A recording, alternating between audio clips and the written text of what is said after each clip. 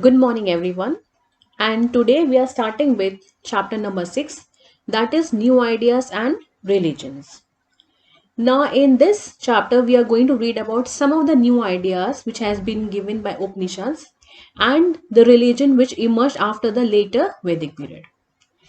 Now, let's understand that what are Upanishads. Okay, by the word Upanishad, we mean at the feet of the Guru or teacher. Now, the Upanishads were actually developed into the later Vedic period, but they were very different in content if you compare them with the later Vedic period books. Okay, so Upanishads were very different because Upanishads they actually show a shift in emphasis from gods and ritual to abstract concepts and mystical knowledge.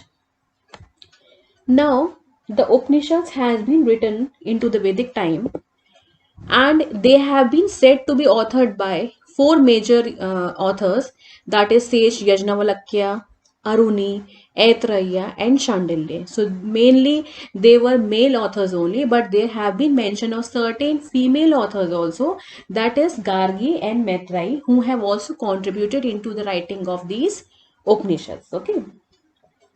The Upanishads are read even today, and that is why they have been translated into many other languages like Persian, English, and French.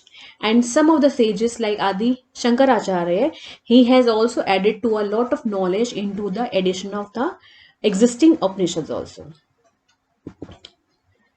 Now we are going to talk about the rise of new religions. What are these religions? What are about their teachings and everything we are going to read about later on. But the one question which arises is that why they people which they already had Hinduism as a religion, why they needed a new religion? What are the causes?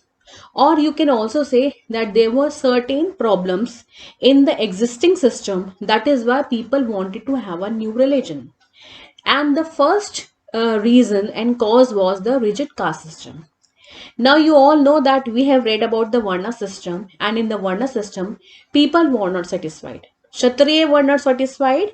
Why? Because they did not like the dominance of the Brahmin families, Brahmin, the caste. Vash did not like because they were contributing so much of money in doing trade and business and everything. They were earning so much of money outside India, within India by the trade, but they were not considered as important people into this Varna system. And Shudras, we already know that they already had a very bad position, and that is the first reason that why people did not like to have this religion and they wanted to have something new. The second reason is the language. At that time, people who were literate or people, especially the Brahmins, they know Sanskrit and all the literature were written in Sanskrit only. But the common people used to speak in Prakrit and Pali language. They did not understand the Sanskrit language and they were not able to read the Sanskrit language also, and that is why they did not belong, if we felt any kind of belongingness towards their religion, and that is why they sought to have some other religion. So this is the second reason. And the third main cause is rapid urbanization, because the civilization and the culture was becoming so aggressive and so dense. That is why people wanted to live a simple life, and that is why they sought to have a kind of a religion in which simplicity of life and tolerance have been taught, and which they were not getting from the existing religion. So these are the three reasons that why people wanted to have some other religion. Now, what are these two religions? That is, the first is Jainism. Okay. Now, the Jainism, in this religion, there were 24 Tirthankars, and the last Tirthankar and the most important one was Vardhaman Mahavir. Now, the Vardhaman Mahavir, he actually belonged to Bihar. He belonged to a Kshatriya family, and his mother was a Lichavi princess. So we can say that he was leading a very good life, influential family, money, everything was there, but he was not satisfied. At the age of 30, when he was, married, he was having a very good family life, but he was not, satisfied with his life. And that is why at the age of 30, he left his home and, he went here and there in search of enlightenment and knowledge. For all these 12 years, he researched about and he meditated a lot, and that is how he gained his knowledge and he accepted Jainism as his religion. Okay.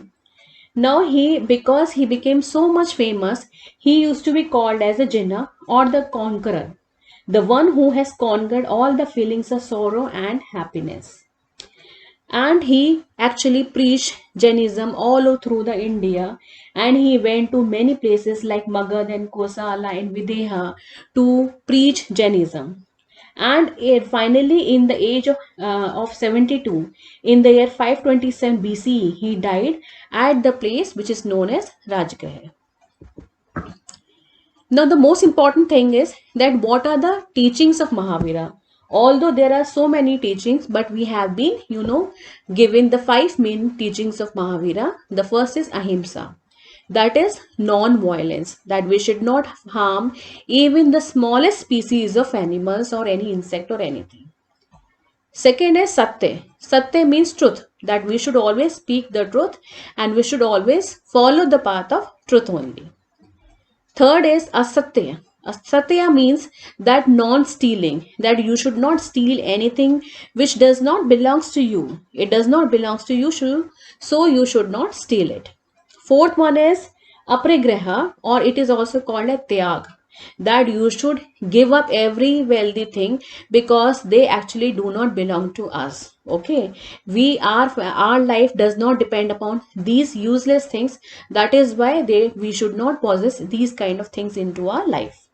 And lastly, brahmacharya, that is celibacy, that the one should live a simple life. He should not get married and have children, and that is how they should lead a proper life. So these are the main teachings of Mahavira. Mahavira was also against the Vedic rituals and animal sacrifice. He said that, we have read that in Vedic rituals, people used to do a lot of rituals like Ashwamedh Yaga and all, everything. So sacrificing a horse just because of a ritual is not right in the eyes of Mahavira also.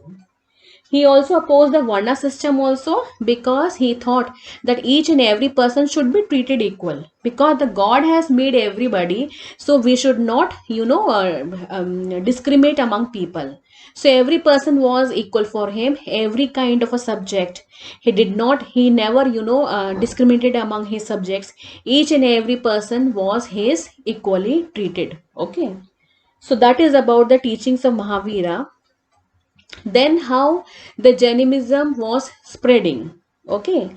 First of all, Jainism was divided into two parts, that is Digambars and Shvetambars.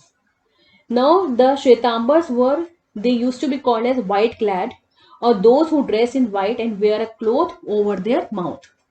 And Digambars were sky clad, and those who did not wear any clothes, because they used to think that they should live a very simple life and they did not require anything to be covered, because this is how they were born actually. That is why. Okay, so these were the two important groups of Jainism. Jainism was spread by his, the followers in many places like Magad, Videha, Kosala, Anga, and Ujjain. It also spread to some parts of, South India and even to Nepal. And finally, here we can see that there were many popular Jain temples whose architecture is still very much famous. Here you can see the first photograph of the Dilwara temple that is situated in Mount Abu, and second is the, the Ranakpur temple, okay, which is the Jain temple. So the teachings of Mahavira were first preserved through the oral traditions only, and they were later written down in the form of 14 Purvas. These were later arranged into 12 Angas, and the Angas and the Purvas are the sacred texts of the Jainas.